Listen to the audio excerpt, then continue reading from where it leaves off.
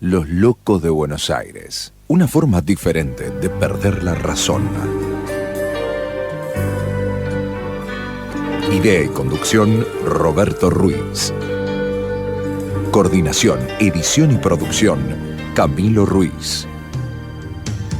Uno y su obra de teatro, otro con su flauta y su gato, otro poeta, periodista y otro actor y oficinista.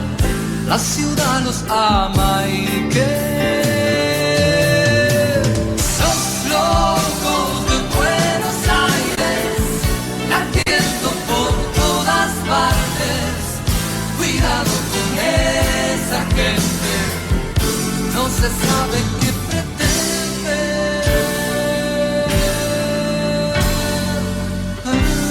Los locos de Buenos Aires.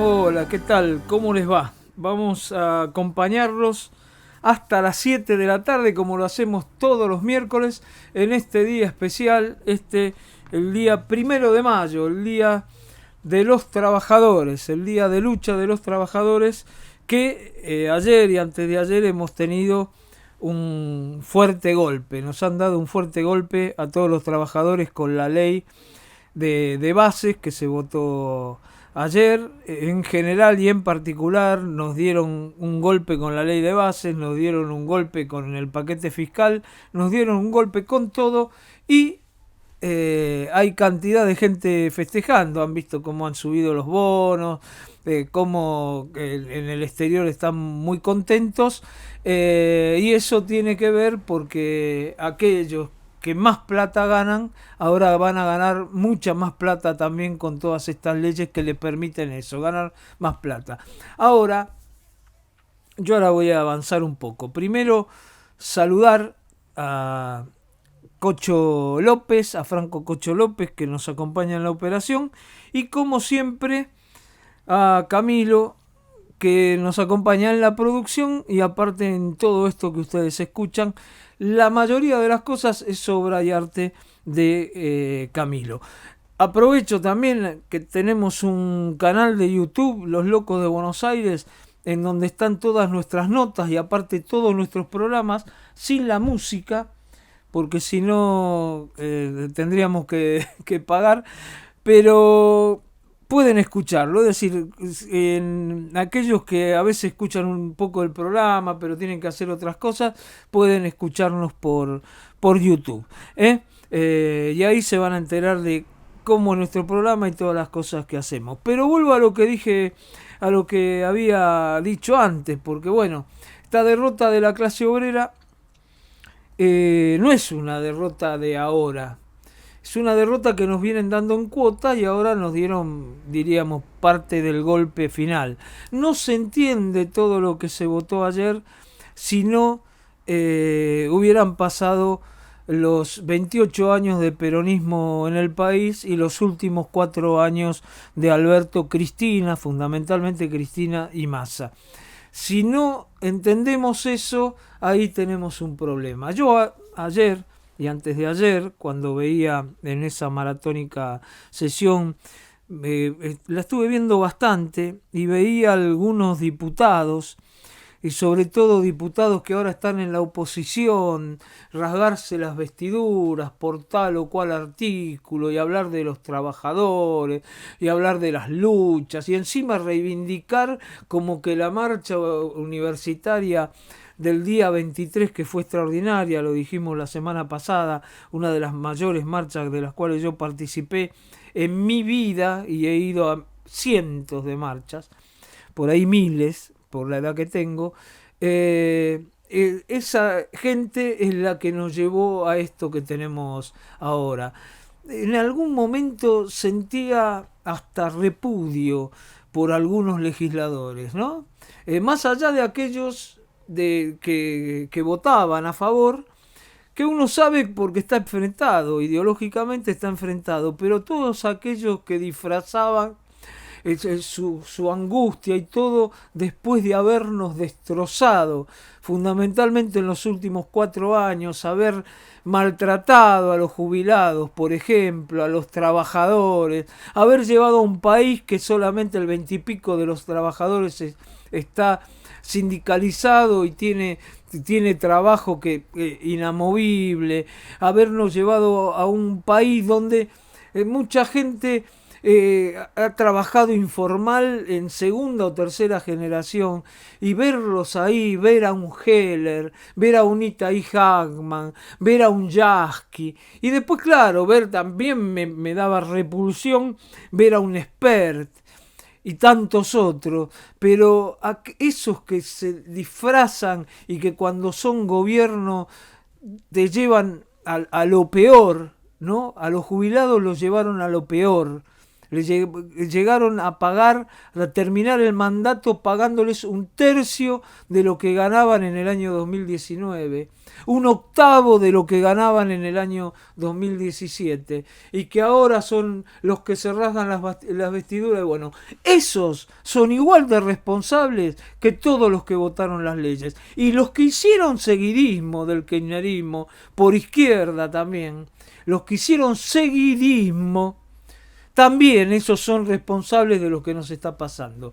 Y más allá de esos discursos ostentosos en donde hablaban de las marchas y qué sé yo, tienen que darse cuenta de algo, una pequeña comparación. Cuando hubo algo que realmente nos afectó a todo el pueblo, fuimos millones de personas en todo el país. Más de 500.000 en la ciudad de Buenos Aires. Pero en la discusión de la ley base se contaban con los dedos. Y lo siento, porque yo coincido con la gente que fue a la marcha, coincido con que estas leyes son un desastre. Pero el problema que esto no aparece así porque sí. No aparece de la noche a la mañana. Esto se generó. Y muchos fueron responsables del que se haya generado esto. Por izquierda, por el progresismo y por muchos sectores políticos. No quería dejar de decirlo porque tengo mucha bronca, porque es muy difícil enfrentar algo con gente que ha sido igual o peor que ese algo. ¿Quieren que empiece a relatar acá? Podría relatar cantidad de cosas. Recién hablaba de los jubilados, pero podemos seguir hablando. Porque, por ejemplo, el impuesto de las ganancias, ahora que se impuso de nuevo, lo cual es una barbaridad que paguen ganancias a los trabajadores que ganan 1.800.000 pesos, teniendo en cuenta lo que pasa en el sur, zona desfavorable, que ganan por ahí esa plata o el doble, pero se gastan el doble de lo que se gasta acá. Por supuesto que uno está en contra de todo eso, pero ¿cuándo modificaron eso? Y antes de las elecciones, para tener votos. ¿Cuándo modificaron muchas cosas el gobierno anterior? Y antes de las elecciones, porque durante todos los años a lo único que se dedicaron fue a ajustar y a denigrar. Cristina, Alberto y Massa. Esto no quiere decir que uno pueda apoyar todo lo que ha pasado y menos apoyar a este ajustador que ha venido a aplicar un plan económico que las veces que se aplicó no sirvió. Después hubo que rever todo, pero que hoy tiene hasta una parte de consenso. Y estamos hablando de un presidente que agrede, que insulta, que todos los que no dicen lo que dice él son unos idiotas, son unos burros, son, todo lo que sabemos que dice, pero que después manda a negociar y negocia con los que lo inventaron, es decir, negocia con el peronismo que lo inventó. Porque se acuerdan, ¿no? A Milei lo inventó el kirchnerismo y Massa porque ganaba por goleada Juntos por el Cambio. Entonces dijeron, pongamos a alguien que le saque votos. Y le sacó tantos votos que terminaron ganando ellos. Hicieron eso. No se olviden tampoco de eso, que hicieron eso. Pero Milei negocia. ¿Y por qué creen que cuando modifican todo lo que es laboral, que era una ley que tenía 75 artículos, después pasó a tener 17 nada más. ¿Por qué creen que les dejó la caja a los sindicatos, la cuota solidaria? ¿Por qué creen que los sindicatos, esos mismos sindicatos que llamaron a votar a Massa, por qué creen que les dejó la solidaria y otras prebendas que tienen los sindicalistas? ¿Por qué creen? Porque negociaron. Porque este es un gobierno del policía bueno, el policía malo. El policía malo es el presidente que grita, insulta, habla de la casta, y el policía bueno son la gente de alrededor, Franco, Pose, la propia Karina Milei, qué sé yo, que mientras tanto negocian por todos lados. Así que bueno, igual queda una chance, que es el Senado, para que reboten todo esto, pero lo veo bastante difícil. Bueno, no quería empezar el programa sin hablar de esto. Ahora creo que la situación, decir que la situación es angustiante, no aclara nada. Lo venimos diciendo hace tiempo, hace por lo menos 4 años que es angustiante, por ahí te puedo decir 6, desde el 2018 que es angustiante. Antes era mala, pero ahora desde ese año angustiante. Un poco más ahora, y sí, seguramente. Pero se ven cosas, miren, fíjense. Y de paso quiero contar algunas cosas. El fin de semana me invitaron a presentar el libro con Eduardo Sartelli, Romina De Luca y Gonzalo Sanservino, el libro 2050. Cosa que agradecí en su momento y agradezco ahora, porque siendo ellos una organización y yo no siendo parte de la organización, fueron tan generosos como que permitieron que yo opinara sobre ese libro. Así que los quiero agradecer, y esto, cualquier otro que genere una propuesta, no consignas, que genere una propuesta, sea del signo que sea, inclusive hasta que no, aunque pudiera no coincidir, y si me invitan voy a ir, ¿saben por qué? Porque me parece que lo que se necesita en estos momentos son ideas. Yo veía el debate, no había propuestas, era todo no, pedí una propuesta. ¿Cuánto hace que venimos diciendo en este micrófono? ¿Cuánto hace que venimos diciendo presenten una reforma laboral a favor de los trabajadores? Presenten reformas, presenten cosas, nada. Bueno, y así nos va. Y estaba en la Feria del Libro. Quiero felicitar a los organizadores. Dimos una charla, la sala estaba llena, quedó gente afuera. No era muy grande tampoco la sala, pero quedó gente afuera.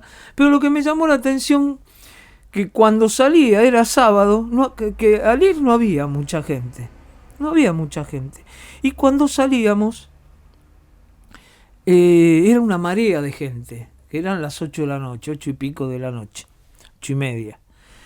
Y era porque de 8 a 10, que cierra la feria, era gratis. Y la entrada a la feria vale 4.000 pesos. Entonces yo cuando fui dije, uy, la pucha, no hay plata, y no, claro, si no hay plata, que es lo último, ¿qué es lo que deja? Y deja de comprar libros, ¿no? Pero bueno, o deja de ir a gastar 4.000 pesos a la Feria del Libro.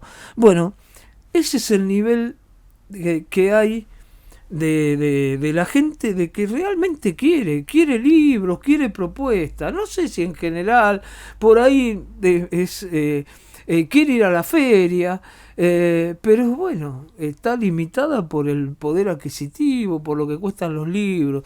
Así que bueno, ¿qué quiero decir con esto? Quiero decir que la situación es angustiante, y que viene hace años, pero que ahora se ha profundizado. Y después la feria, bueno, también decir algo, porque era la feria de Buenos Aires, ¿no? Sabemos que esto se replica en otros lados, otra feria de libros. También quiero decir que faltaban stands, ¿no? La falta del apoyo del Estado hace que no tuviera el peso que tenía en otros momentos la Feria del Libro, los 48 años que se viene haciendo. Inclusive, esto lo tengo que decir, ¿no? Inclusive en la época de la dictadura militar se hacía la Feria del Libro y concurrían miles o millones de personas, como ha sido siempre. Y ahora también van a concurrir, pero en los momentos que no cobren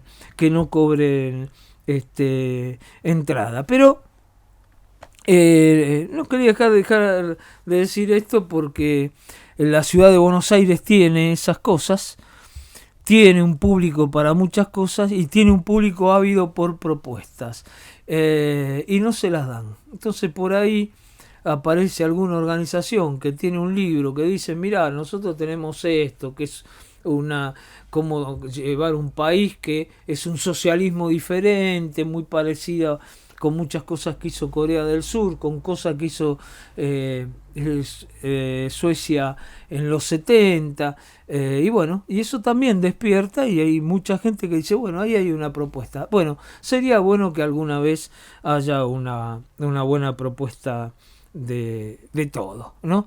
Y una cosita, porque antes lo nombré, me preocupa la salud de Heller, la salud de Moró y la salud de Yasky, sobre todo la de Moró, porque ya veo que les queda grande la Cámara de Diputados. Sería bueno renovarse, por ahí renovarse, descansar un poco. A nuestra edad, tengo más o menos la edad de ellos, quizá un poquitito menos, por ahí, y habiendo cometido tantas cagadas en los últimos años, habiendo avalado ajuste tras ajuste y tras ajuste, por ahí hay que llamarse a silencio, descansar un poco, dedicarse más a la lectura, a los nietos, y no exponerse tanto, porque si no la gente los ve a ellos como referentes de los que y ven, eso es lo que va a volver. No, por favor, y no, por favor, que no vuelva, que termine y que se le pueda parar la mano a Milei, pero que no vuelvan, porque si no, esto va a ser mucho más terrible, porque ¿se acuerda cuando decían que volverían mejores? Porque habían robado, ellos habían dicho que habían robado mucho, que había gente de la cámpora que lo decía, José Otavi, que decía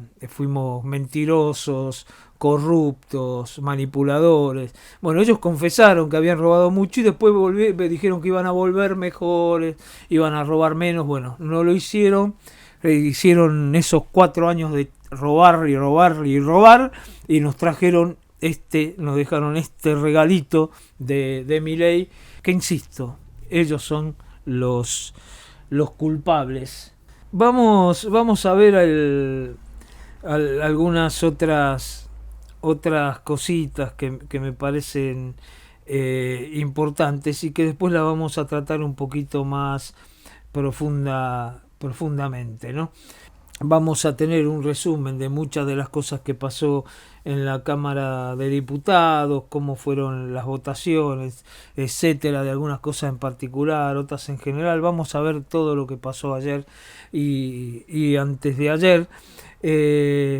Y bueno, y aquellos temas que eran álgidos, que uno pensaba que por ahí podía haber oposición, evidentemente no hubo oposición, y esto ha sido el primer, por decirlo de alguna manera, bueno, por eso los que se acercaron al Congreso, Milei, etcétera, etcétera, porque vieron todo lo que ha ocurrido como un gran triunfo. Pero acá hay un gran triunfo y hay muchos de los derrotados que realmente son los que aportaron al triunfo, como recién lo estaba diciendo. Hay muchas novedades también con lo que está pasando en la ciudad de Buenos Aires y con lo económico. De eso después vamos a hablar un poco, porque aparecieron créditos. Yo sé que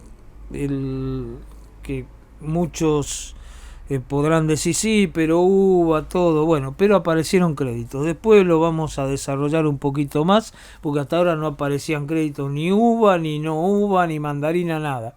No aparecían créditos, y esto tiene que ver con la felicidad, creo que hay en muchos sectores del capital financiero, ¿no? Porque esto a los grandes sectores del capital financiero estas leyes le sirven, a los pequeños ahorristas ya les comieron todo, porque este gobierno, a diferencia de otros gobiernos que te daba bonos cuando había mucha inflación, porque te estaban pagando muchos intereses y después te daban bonos, que como el plan Bones de Menem, que se quedaban con parte de tus ahorros porque no te daban lo que habían, las tasas que se había convenido. Bueno, este gobierno hizo más o menos lo mismo y empezó a pagar hace ya 4 meses que le está pagando a la gente aquella que utiliza el plazo fijo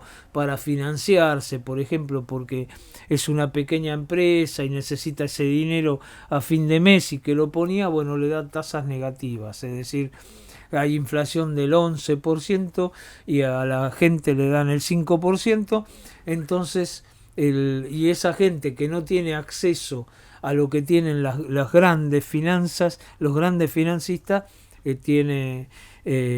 va a pérdida. Aquellos que compraron dólares también han perdido en estos últimos meses, porque también hay un dólar muy barato. Bueno, y todo esto está haciendo que haya una economía recesiva por un lado, y por otro lado que se empiecen a abrir las importaciones.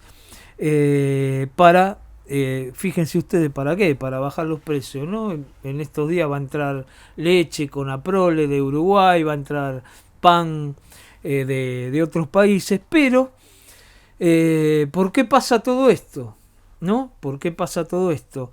Y pasa porque este es un país de vaivenes y habrá que ver si dónde está el punto de encuentro por fuera de estas dos polarizaciones que se han llevado desde que yo soy chico en la República Argentina. Llegan gobiernos populistas de un estilo y lo primero que hacen es darle subsidios a las grandes empresas, a las pequeñas empresas y cerrar las importaciones. Entonces esas grandes empresas pequeñas, como lo demostraron hace 4 años atrás, desde hasta no hace mucho, como las textiles, te vendían las cosas, aumentaban más que la inflación. La inflación fue del 200 y pico, los textiles aumentaron mucho más, pagando bajos salarios con subsidio del gobierno, no habiendo importaciones, entonces lo que valía 1 te lo venden a 4. ¿Está bien eso? No, está muy mal. Pero después, ¿cómo lo solucionan esto? ¿Cómo lo soluciona este gobierno?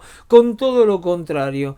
Es decir, permiten abrir las importaciones, caen los precios, pero la gente se queda sin trabajo. ¿Está bien eso? No, está muy mal eso. Bueno, ¿no se podría hacer algo intermedio? Ahí uno está viendo. Y también está viendo lo que pasa a nivel empresario, ¿no? Por ejemplo, ahora va a entrar un pan brasilero. Ustedes saben que el 80% lo tiene la empresa Bimbo, Pan Lactal, Fargo, Bimbo, creo que Valente, tiene casi toda la marca. 80% vos comprar lacteado es ello, un 20% son pequeñas empresas, es decir, dominan el mercado, ponen el precio que quieran. Un pan vale 2.900 pesos, un paquete de pan chico, uno grande puede valer 5.000 pesos, ponen lo que quieran. ¿Quién les dio estas herramientas? Ahí se las dio Guillermo Moreno, que decía que así era más fácil controlar, entonces le permitía a Bimbo que se quedara con todas las empresas que había alrededor y que no compitiera, porque decía que así competían, porque Guillermo Moreno coincidía con Milei, ¿no? Que son buenos los monopolios. Bueno, llegamos a esto, ¿y ahora qué hace este gobierno? Dice, no, bueno, que entre de Brasil, y claro, va a entrar de Brasil a la mitad, y la gente que va a decir, mira, ahora está más barato, claro, pero hay muchos que no van a poder comprar porque se quedan sin trabajo, porque trabajan en esa empresa. Tenemos un problema. Yo creo que hay mucha gente que lo puede solucionar. Hoy el populismo de peronista o populismo de Milei, que también es populismo peronista, no pueden solucionar las cosas. Así que, muchachos, como digo siempre, formemos una alternativa. Hay gente que con solo abrir la boca llega hasta todos los límites del alma. Alimenta una flor inventa sueños, hace cantar el vino en las tinajas y se queda después como si nada. Los locos de Buenos Aires.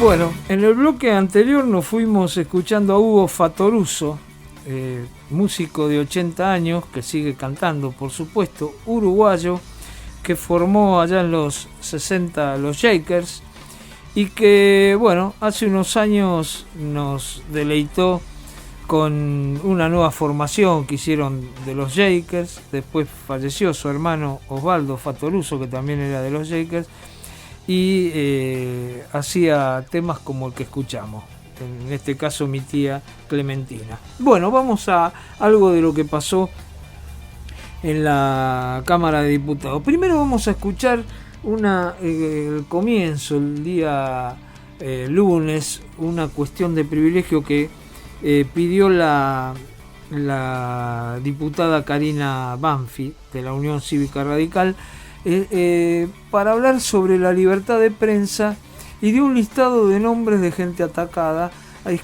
Escúchenla porque me pareció interesante, porque este es un tema que no se está tocando en los medios, y sobre todo no se toca en los medios alternativos, porque los que menos se están atacando o no se tocan los medios kirchneristas, Milei es justamente a los kirchneristas, salvo acá creo que nombra solo a Hugo Morales, pero después casi toda gente de TN, La Nación, Canal 13, a otros que los ha atacado Milei de muchas maneras. Escuchémosla, Karina Banfi. Esta cuestión de privilegio es nuevamente para el presidente de la Nación, y el agravio consta en la necesidad de advertir la construcción de un Estado intervencionista en la opinión pública. Hay un doble discurso. Por un lado decimos que no queremos un Estado que se entrometa en la pauta oficial o pretende vender los medios públicos, y está bien, es un debate que trae a un gobierno con una connotación libertaria, pero no. Lo que nosotros estamos viendo permanentemente es que hay un linchamiento público sobre periodistas, sobre analistas políticos o todos aquellos que exponen sus ideas sobre el rumbo del gobierno, y entonces son atacados. Teresita Frías, Ernesto Tenenbaum, María Laura Santillán, Jessica Bossi, Facundo Pastor, Silvia Mercado, Luisa Corradina, María O'Donnell, Jorge Petete Martínez, Alejandro Borestein, Martín Rodríguez Yebra, Marcelo Bonelli, Nacho Girón, Jorge Torres Romero, Joaquín Morales Solá, Jorge Fontevecchia, Jorge Fernández Díaz, Romina Mangel, Hugo Morales, Jorge Lanata, Laura Serra, Mauricio Cantando, ensobrados, lloran la pauta, burros, cortos intelectuales, mentirosa serial, corrompido, Pasquín, Tinturelli. Seguramente el poder del micrófono es fuerte, pero no estamos, señor presidente, en los 90 ni en los 2000. Hoy la comunicación es mucho más transversal y debe operar en su plena libertad de expresión. El gobierno hace algo y otros comentan o critican, y el gobierno podrá responder, explicar, desmentir, informar e incluso usar su derecho a réplica. Pero no. A cambio tenemos escándalos a diarios, convirtiendo las redes sociales en un conventillo de insultos, denigraciones, ofensas personales, difamaciones, como si el debate público entre el presidente y cualquier periodista fuera una discusión entre iguales. Señor presidente, a esto ya le dijimos basta. Ya vimos cómo buscaban en otra época el kirchnerismo, denostar al periodismo que era crítico, hasta llegaron a armar pancartas donde hacían escupir a los chicos. Sin duda, este linchamiento de trolls en las redes sociales afecta este debate. Y queremos que sepan, señor presidente, y al señor presidente Milei, su poder es inigualable y debe ser prudente porque tiene una extraordinaria capacidad de daño. No estoy diciendo que los particulares siempre sean inocentes en sus opiniones, pero la pelea con un presidente siempre va a ser desigual. Y pretendo entonces advertir los riesgos inmensos que estos tienen para la democracia, en donde sin duda provoca autocensura. El presidente es responsable por sobre todas las cosas del ambiente de ideas y de las riquezas de opiniones. Quiero hacer un llamamiento a la acción, señor presidente. Defendamos la libertad de expresión, porque podemos no tener salud, podemos no tener trabajo, podemos no tener seguridad o educación, pero si no tenemos libertad para reclamarla, no tendremos nada. Bueno, esto decía Karina Banfi. Y esto es así, esto se puede mirar en el espejo con lo que hacía Cristina. ¿Se acuerdan cuando escupían a algunos que hoy los defienden, que defienden a Cristina? En esa época, hace años cuando gobernaba ella, los escupía. A mí todo lo que sea atentado contra la libertad de prensa me cae mal. Nunca hice diferenciación entre unos y otros. En todo caso discutiré lo que dicen uno, para quién trabajan, etcétera, etcétera, o me quedaré con signos de pregunta, pero me parece que no se puede atacar al periodismo, que en realidad el periodismo es el que le ha puesto límites, porque le pone límites a Milei, porque la marcha universitaria tuvo que ver también con la gran cobertura que dio La Nación, que dio TN, y que dieron otros medios, ¿no? Lamentablemente hubo medios que decían que esa marcha prácticamente era del kirchnerismo, cosa que no era así, y eso también espantaba gente. Bueno, ahora vamos a escuchar a Miriam Bregman, también al comienzo, que decía sobre lo que se votaba y un punto en concreto, las jubilaciones. Se ponen de acuerdo en un pacto nefasto para atacar los derechos de las mujeres. Si se aprueba lo que hoy quieren discutir, 9 de cada 10 mujeres no nos vamos a poder jubilar. De hecho, se está aumentando la edad jubilatoria a 65 años. A 65 años. Si se aprueba lo que aquí se discute, van a obligar a las mujeres a trabajar hasta 10 días antes del parto. Si se aprueba lo que aquí se discute, se van a bajar las indemnizaciones ya muy bajas para el trabajo doméstico, que también es mayoritariamente femenino. Del 1.200.000 monotributistas sociales que van a ser atacados con esta reforma, la mayoría son mujeres. Como decimos siempre, si nos tocan a una, nos tocan a todas. Es el momento de volver a recuperar la calle y de exigirle a aquellas que se dicen feministas que si votan esta legislación nunca más lo hagan, por mínimo respeto, por haber llevado alguna vez el pañuelo verde, por haber participado en una marcha con las abuelas. Nunca más se digan feministas si hoy van a votar esto, porque no vamos a permitir que canjeen nuestros derechos ni oportunistas, ni los gobernadores, diputada, y no vamos a esperar los tiempos de los secretarios generales.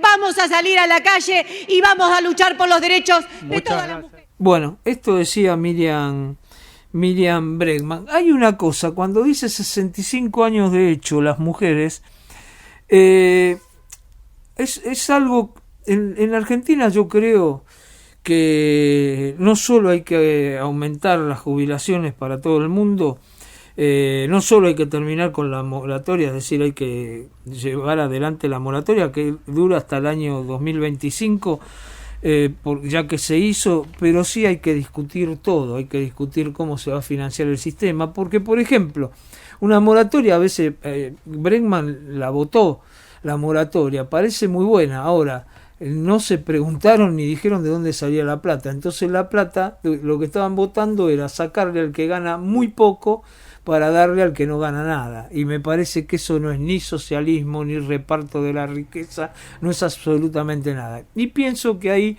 ha habido un error de los sectores progresistas, por decirlo de alguna manera, que tendrían que empujar para ver cómo discutimos una ley jubilatoria como la que tiene España después del Pacto de Toledo, como la que tiene Suecia y otros lugares en donde se tiene que acordar todo. Y recordemos también, este es el único país que la mujer se jubilaba antes que el hombre, porque en todo el mundo se jubilan en a la misma edad, y se jubilan a la misma edad porque la mujer gana en promedio de vida, vive 4 o 5 años más. Bueno, acá realmente por ahí lo que tendría que estar pidiendo Bregman era que los hombres se jubilen a los 60 como las mujeres, ¿no?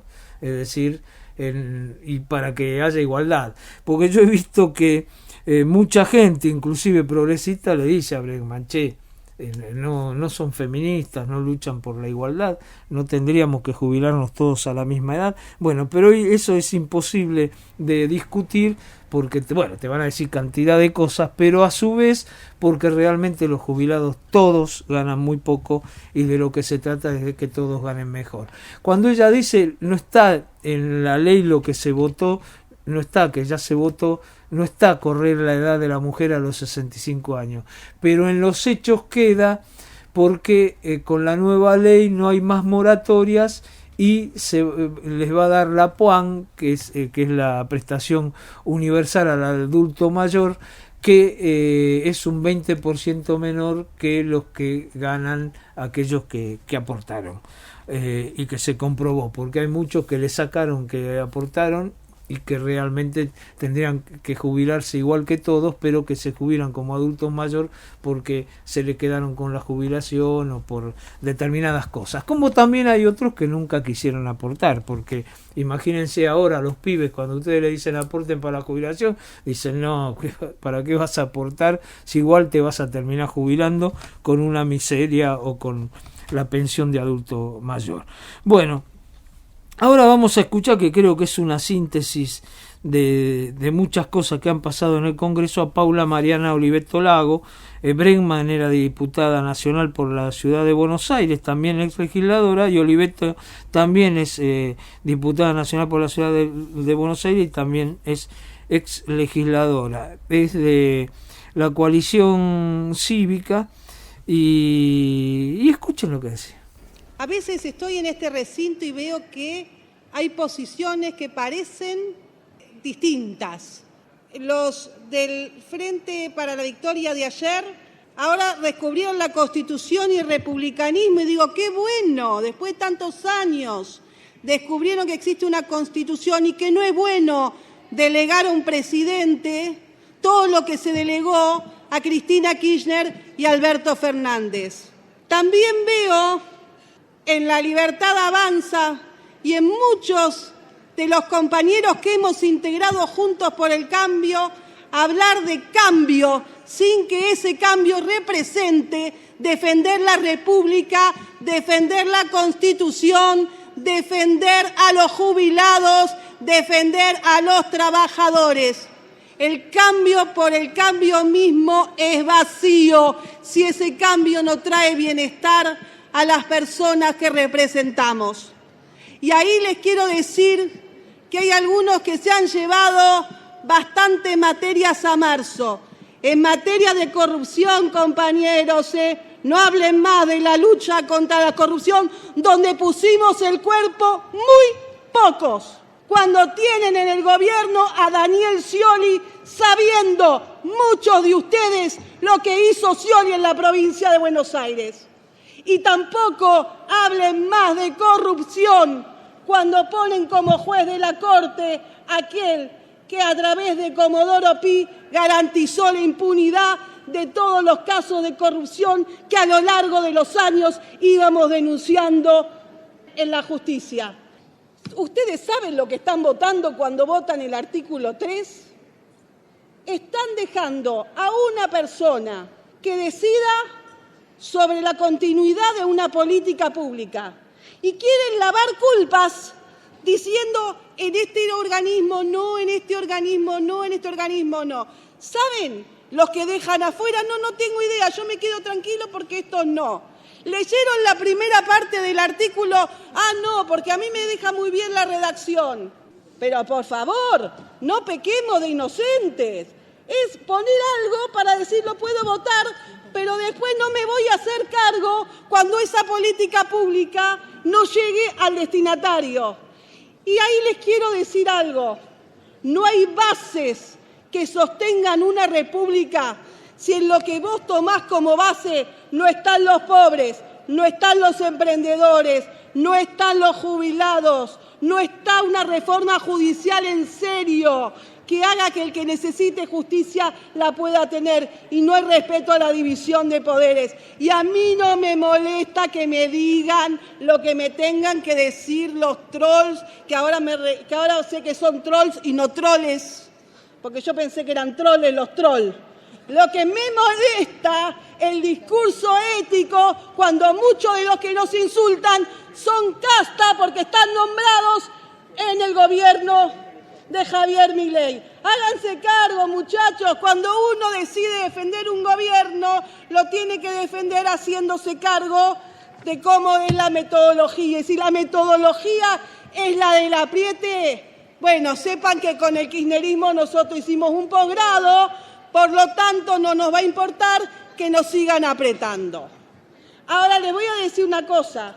Nosotros, como creemos en la República y no somos golpistas, no creemos en el helicóptero ese que tantas veces sobrevoló sobre gobiernos que nosotros defendimos, el helicóptero que le quisieron poner a Macri y que nosotros defendimos, el helicóptero de la Rúa, el helicóptero de Alfonsín, el helicóptero, tantos helicópteros. Nosotros vamos a acompañar a un presidente que muchas veces no quiere dejarse acompañar en lo que está bien, pero no lo vamos a acompañar en lo que está mal. Bueno, esto decía Paula Oliveto. Me parece que dice algunas cosas que son razonables, ¿no? Lo nombra Scioli, nombra la corrupción, etcétera, etcétera. Pero bueno, cada uno después juzgará.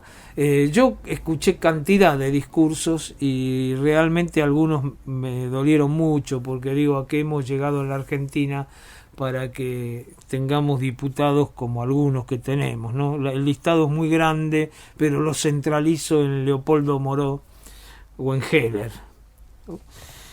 Bueno, o en Hackman por ahí. Hackman es joven, todavía puede cambiar. El problema de Heller, claro, ha sido partícipe. Hackman votó la ley para ajustar las jubilaciones con Alberto para destruir a los jubilados y a los trabajadores, siendo joven, por ahí de viejo se arrepiente, pero estos ya son viejos. Así que por lo menos tendrían que tener solidaridad con sus coetáneos, ¿no? Tanto Moró como Heller. Bueno, pero ahora patalean un poco. Antes hacían pasar las leyes de ajuste. Bueno, ahora vamos a escuchar las voces, algunas voces de la plaza, en general del Frente de Izquierda y de los trabajadores, y mucha gente del PO movió la izquierda, movió muy poco. Aplicaron el protocolo, en este caso podían mandar a la gente por la vereda porque no había mucha gente. Vamos a escuchar a Romina del Pla, que es diputada, pero después a Vanina Biasi, candidata a jefe de gobierno por la ciudad, de la Asociación Gremial Docente de la Ciudad de Buenos Aires, Eliana Celoto, a Guillermo Can, diputado provincial, nuevamente a Vanina Biasi, Amanda Martín, ex legisladora de la ciudad, Eduardo Martínez, jubilado, Alejandro Crespo, dirigente de SUNA, a Likovich, delegado del hospital también de la ciudad de Buenos Aires, Garrahan. Escuchemos a todos ellos porque creo que fue en síntesis la voz de la gente que hizo una movilización en contra de esta ley que se aprobó. Este apuro para votar esta porquería es porque saben que cada vez más gente está sacando la conclusión de que este gobierno hay que derrotarlo. Estamos en el Congreso de la Nación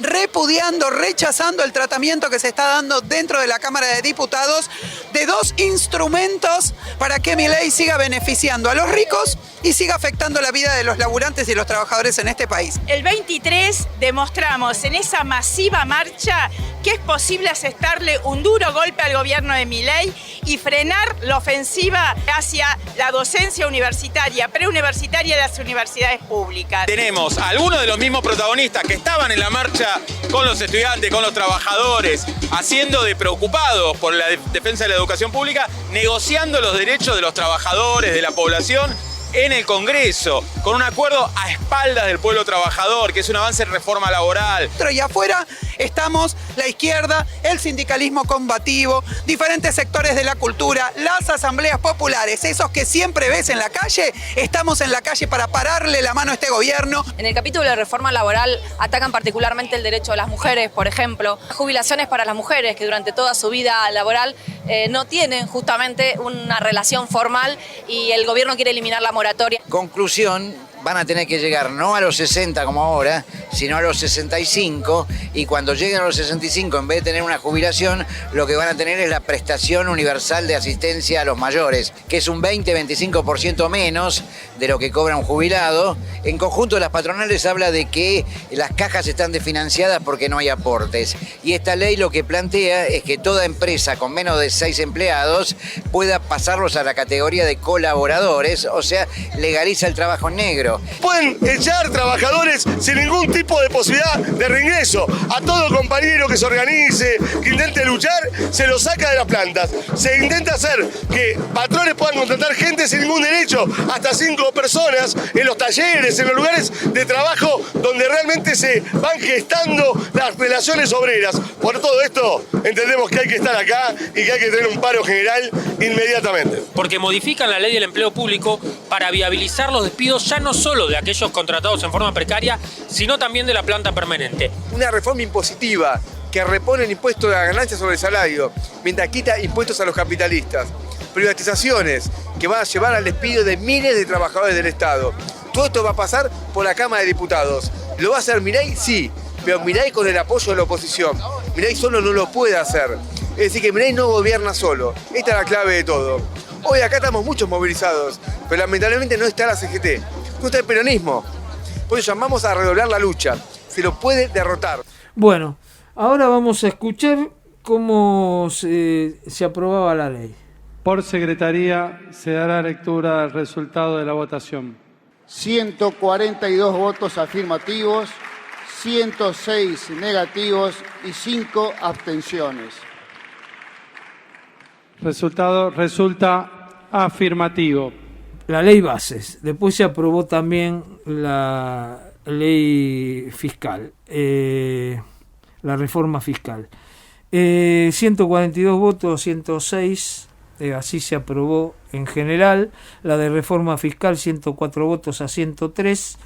Y después cada capítulo que se fue votando por título, bueno, se aprobó las privatizaciones, 138 a 111, las facultades delegadas 135 a 117, acá se modificó, va a ser 1 año las facultades delegadas, no 3 años. Las privatizaciones se bajaron algunas, otras quedan, como Aerolíneas Argentinas, Radio Televisión Argentina, es decir, esas siguen siendo privatizadas. No se privatiza el Banco Nación, YPF tampoco estaba, y algunas no estaban, pero están, qué sé yo. También en las facultades delegadas, en Milei va a poder darle de baja a algunos organismos. Ahí vamos a ver qué pasa con el ANMAT, qué pasa con el CONICET, qué pasa con el Banco de Datos Genéticos, pero la situación es muy difícil.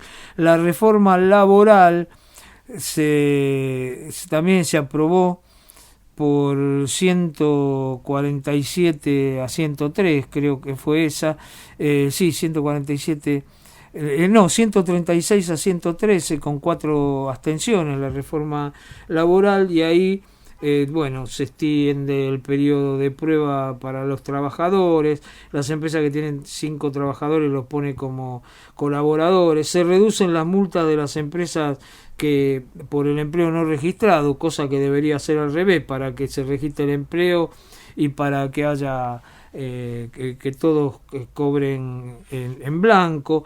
Bueno, de 60 artículos se redujo a 17, pero el tema es que a los sindicatos todo bien, es decir, evidentemente ahí negociaron con los sindicatos y está el acuerdo solidario y otras cajas, el aporte solidario a los sindicatos y otras cajas que se las dejan a los a la gente, a la gente de los sindicatos, es decir, a Moyano, a la burocracia, para que tengan guita, es decir, cambiaron, seguir teniendo plata y entregaron a los trabajadores como lo hicieron siempre.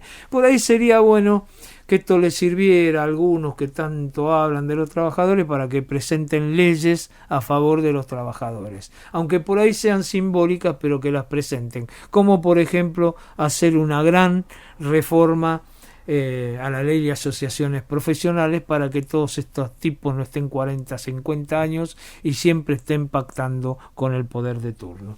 Bueno, con esto cerramos un poquito todo lo que fue el Congreso y vamos a tirar una noticia que me pareció interesante y no la quería dejar, que es el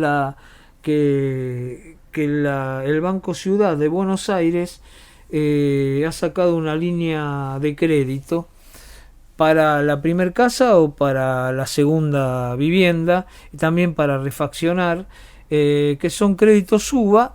Vamos a ver qué pasa, apuestan a que la inflación va a bajar y si no baja hay una cláusula en los créditos que dice que si es más del 10% de tu salario te lo van a extender después, es decir, si vos habías arreglado de pagar en 10 años te lo extienden a más años, más o menos como se arregló con algunos de los que tenían créditos UVA.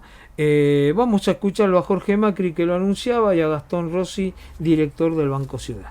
Esta tendencia a ir equilibrando la economía nos permite dar este paso con 2 subproductos, diría yo. Uno rige para todo el país, Ciudad de Buenos Aires incluida, para el acceso hasta una segunda vivienda, o sea, primera vivienda o una segunda, tanto en la Ciudad de Buenos Aires como Córdoba, Mendoza, el Gran Buenos Aires, Tucumán o Salta.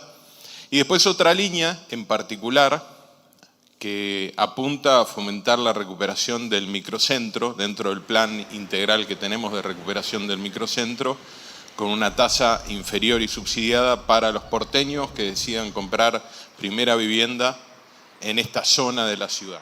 El monto máximo llega hasta 250 millones de pesos, que al tipo de cambio, digamos, actualmente son unos $250.000, monto máximo 20 años de plazo. Poniendo, digamos, algún parámetro de referencia, si uno piensa en un préstamo de $100.000, que serían 100 millones de pesos, la cuota inicial es de 690.000 pesos. El banco tuvo un rol digamos, muy fuerte en términos generales. El banco es el 7º, 8º banco del país, pero en términos hipotecarios hace rato que somos el 3er banco y teniendo un espacio geográfico acotado. La verdad que la irregularidad, es decir, los préstamos que tienen un atraso mayor a 90 días es menor al 2%. Esto en el banco y en el sistema es incluso un poco menor, que compara extraordinariamente bien. Por ejemplo, los préstamos personales tienen una irregularidad entre el 4 y 4,5%, y otros países que quizás con economías más estables de la región tienen niveles de irregularidad más elevados. Obviamente es un esfuerzo, pero transcurrido el tiempo queda la propiedad en patrimonio de los tomadores del préstamo. Bueno, agrego 2 cositas. Es el UVA, es decir, el ajuste por inflación, que es lo que quiere decir el UVA, estas unidades con las cuales se paga, más el 3,5% si te compras un departamento en el microcentro y si tenés cuenta en el Banco Ciudad.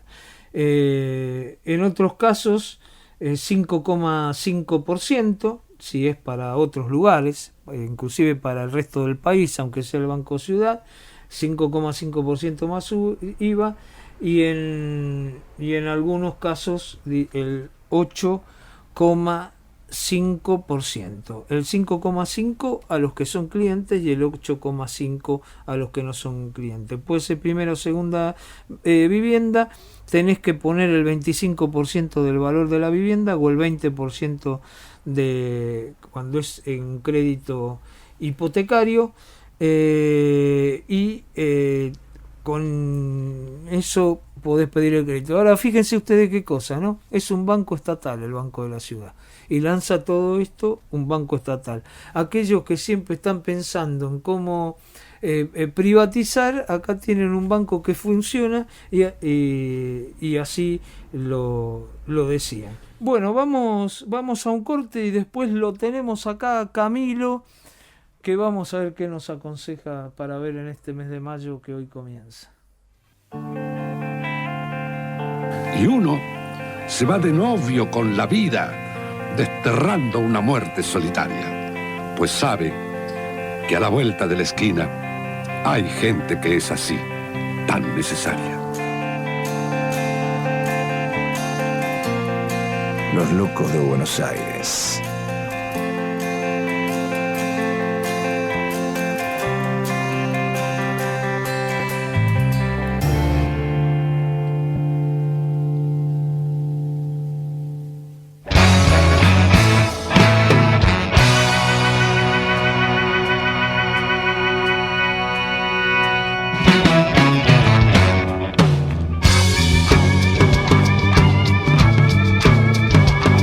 ¿Qué tal, Camilo? ¿Cómo te va? Buenas, ¿cómo va?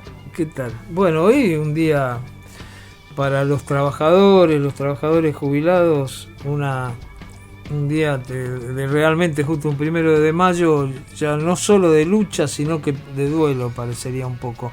Pero te quería hacer, porque viste que se aprobó que los trabajadores paguen impuestos a las ganancias. Realmente yo escuchaba al diputado de Chubut y lo que decía tiene razón, ¿no? Que los diputados de Chubut, de Río Negro, pidieron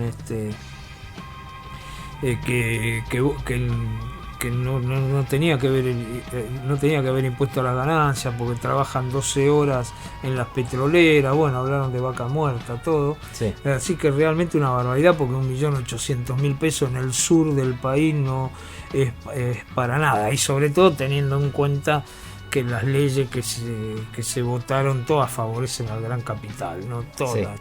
Sí. Es una barbaridad, pero todas.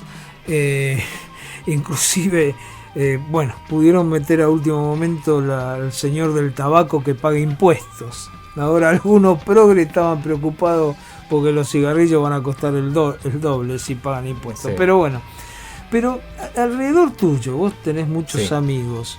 Es mucha la gente que está en blanco, que trabaja en blanco, primero por fuera del monotributo.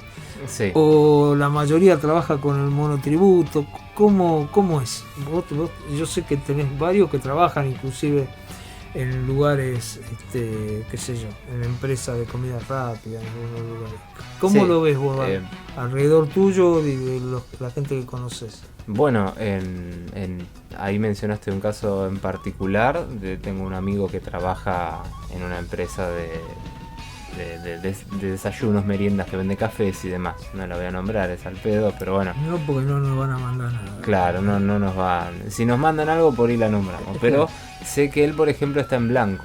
Cuando por ahí inclusive tengo también amigos conocidos, algunos que tanto en el sector privado están precarizados, están con monotributo, así como también en el propio Estado. En algún organismo del Estado que están facturando ya hace tiempo. Entonces, creo que si tengo que sacar una especie de porcentaje, no tengo una muestra hecha de todas maneras, pero creo que la gran mayoría está con monotributo, está precarizada. Así que es más, es hasta lo normal. Pareciera que es cuando se habla de trabajo, que es una pregunta, que es la primera pregunta que se hace y es la respuesta más común también. Claro. Claro, porque a veces, viste, uno ve que se dan discursos que tiene que ver con un sector que no es toda la sociedad, o se habla de los trabajadores, entonces te encontrás con algunas cosas. Yo el otro día en un canal de televisión veía cantidad de chicos que viajaban en el tren Roca, que vienen a trabajar acá, que se levantan a las 4 de la mañana, vienen de Turdera, Temple, y bueno, del sur general, y bueno, todos trabajan precarizados, ¿viste? La mayoría trabajaba precarizado. Y después, bueno, hay gente que no. Pero me parece una barbaridad que en la ley hayan puesto que se termina con la estabilidad de los empleados públicos, ¿no? Porque por lo menos era un pequeño sector, pero un sector que tenía estabilidad. Ahora parece que ni ellos van a tener estabilidad. A esto no se atrevió absolutamente nadie. Así que espero que todas estas cosas se puedan revertir en algún momento, que se empiecen a presentar otro tipo de leyes y que se aprueben, que sean a favor de los trabajadores. Bueno, ¿cómo anda el femenino de Boca? El femenino muy bien, siguen invictas las chicas. Ajá. Sí. Este fin de semana pasado, el sábado, 11 de la mañana, jugaron contra SAT, contra el equipo del Sindicato de Trabajadores de Televisión. Ganaron 2-0. Si mal no recuerdo, goles de Bacaro y Dos Santos. Así que siguen punteras las chicas. Este fin de semana juegan de local, todavía no hay horario, pero de local contra Racing. Están primeras solas, ganaron todos los partidos. Bueno, me gustaría seguir charlando de fútbol, hay muchas cosas para hablar, pero nos queda poco tiempo, así que vamos con el tema película, porque después me decía, te fuiste por las ramas y no pude decir lo que tenía que decir. Nunca. Bueno, dejamos de lado el deporte, vamos con espectáculo. Sí, vamos a hablar de un pequeñito estreno que tenemos para esta semana a partir de mañana en las salas de la ciudad, así como también en algunas del interior del país. Película italiana, una comedia que logra tener mejor dicho, una dimensión bastante reflexiva, podríamos decir, ¿no? Pero bueno, Lo mejor está por venir se llama, comedia dirigida, protagonizada, producida también por un actor ya de bastante renombre, en lo que es el cine italiano en las últimas décadas, Nanni Moretti. Pero bueno, en la cual encarna a Giovanni, el protagonista de esta historia, que es un director de cine también con su historia, ¿no? Al igual que el propio Moretti, que se encuentra realizando una película sobre la ruptura del Partido Comunista en los años 50 con la propia Unión Soviética, ¿no? Mientras realiza esta película, el protagonista tiene que lidiar primero con un matrimonio en crisis, así como también una crisis familiar, el alejamiento de su hija, también con un productor bastante, podríamos decir, extravagante, que entra en quiebra, y también, como cualquier artista, o tal vez con una gran cantidad de artistas lo podemos relacionar esto, con muchísima trayectoria, también con su propio ego tiene que lidiar, ¿no? Y bueno, y acá entramos en una historia que está muy centrada en los propios, como dijimos recién, en los propios conflictos, en las propias situaciones que tiene que vivir el protagonista. Y no solamente mismo hace la historia, sino que la historia también lo hace él mismo, ¿no? Hace a los propios conflictos que va teniendo, que, como mencioné también, van un poco ligados de la mano del propio ego del artista, del propio ego del director, ¿no? Un tipo que no puede ver más allá de sus ideas y que no puede obrar más allá de sus propias costumbres, podríamos decir inclusive. Hay a lo largo de la película esto se deja muy en claro, inclusive esto les adelanto un cachito, hay una escena en la cual él para su propia película tiene que conseguir una financiación adicional y tiene una reunión con Netflix, y Netflix le propone cosas que, más allá de que las ridiculizan dentro de la propia película, tengamos en cuenta que es una comedia, Netflix le propone algunos cambios en su propia obra que él no puede aceptar. Inclusive tiene hasta discusiones e inclusive por su propio ego y por sus propias ideas y costumbres, a las cuales, repito, él no puede cambiar, es capaz de inclusive de destrozar una producción propia o ajena, ¿no? Entonces acá el personaje tiene que lidiar con esto, ¿no? Tiene que lidiar con los propios conflictos que él mismo se va generando, ¿no? Eso es una de las partes por ahí más interesantes de esta película, de esta comedia. Obviamente, insistimos, en clave de comedia también, ¿no? Las propias peripecias que va enfrentando son características del propio género, ¿no? Pero bueno, a partir de acá también, y trazando una diferenciación y tratando de ir un poco más hacia la parte más reflexiva de la película, hay un diálogo muy importante con el cine en sí. Y el propio cine en sí construye a este personaje y construye su propio ego, ¿no? Su propio esnobismo, podríamos decir inclusive. No solamente a partir de distintas mismo diálogos o intertextos con otras películas, con otros directores, con otros artistas dentro de lo que es el cine, sino también con la propia responsabilidad ética que implica realizar una película, ¿no?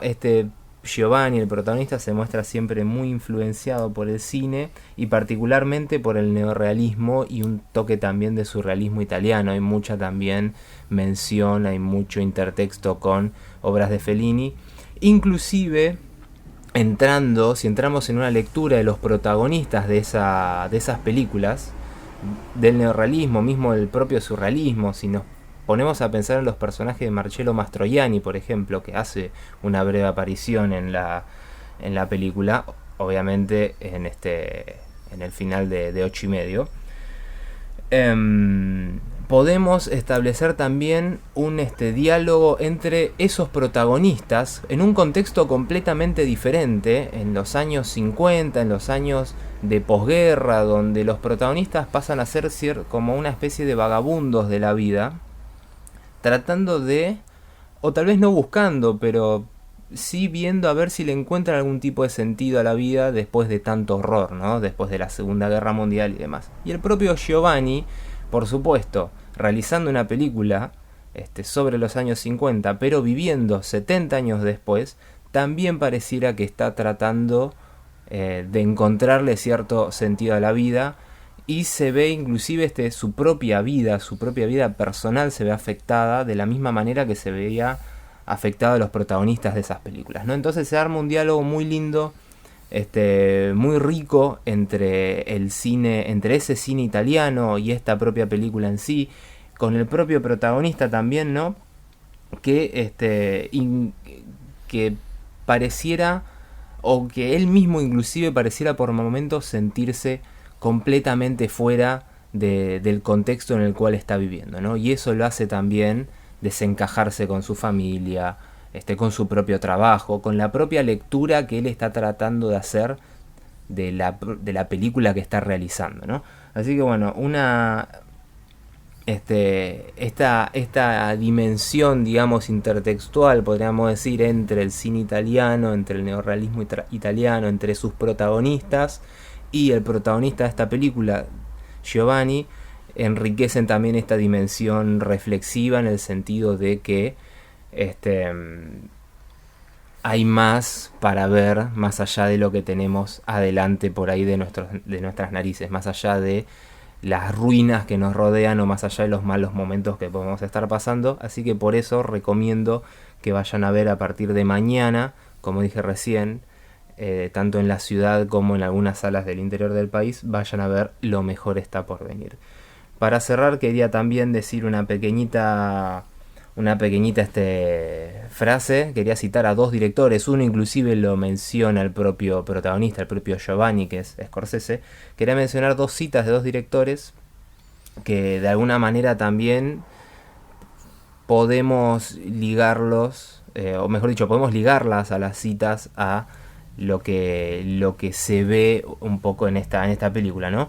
Una es del director canadiense Denis Villeneuve, hoy que está muy metido en la industria, hizo películas muy interesantes, muy baratas, ahora hace películas muy interesantes y espectaculares de millones y millones de dólares, pero el tipo nunca perdió también sus formas, ¿no? Y eso está muy a la vista. Él mismo dijo, yo hago las películas para un espectador, para mí. Y después Scorsese, todos conocemos a Scorsese, inclusive aquellos que no están muy adentrados en el mundo del cine, posiblemente el mejor director hoy vivo. Él dijo que lo más creativo que se puede hacer en una obra es lo más personal que uno la puede hacer.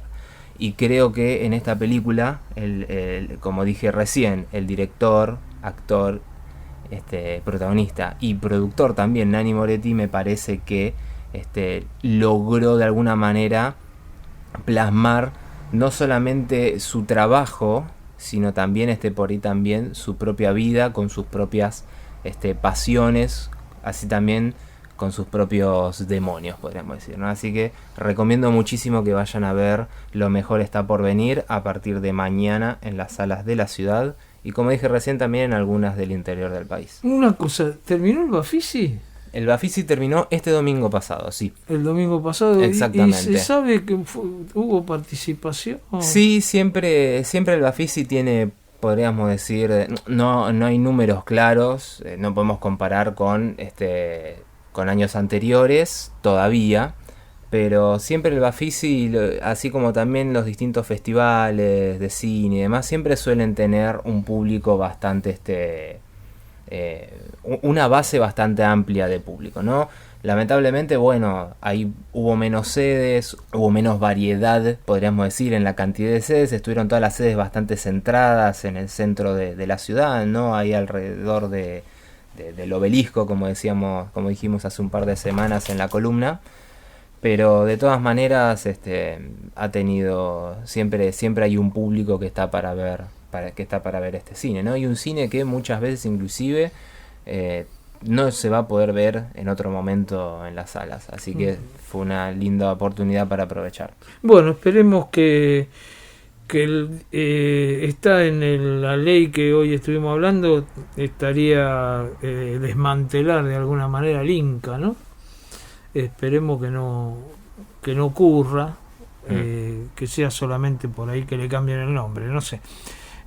Más que una cosa que se manejaba en forma autónoma. Sí. Pero bueno, así son las cosas. Nosotros las tratamos de contar y insisto, esperamos que no se disuelva el Instituto del Cine. Sí, nunca está de más aclarar y recordar la autarquía del Inca. El Inca funciona porque la entrada de cine se vende. En esencia es eso. Si después, así como con un montón de cosas, y lo hablamos en esta misma columna, si después hay malos funcionamientos, si hay corrupción dentro del propio, bueno, no significa que se tenga que cerrar algo que puede funcionar bien. Claro, pero no, se le dio las facultades a Milei para que lo haga, con la ley que se votó ayer. Gracias, Camilo. Un placer, como siempre. Bueno, nos reencontramos la semana que viene, ¿te parece? Espectacular, sí. Bueno, gracias, Cocho López. Sonido primario para que nos vamos escuchando. Chau.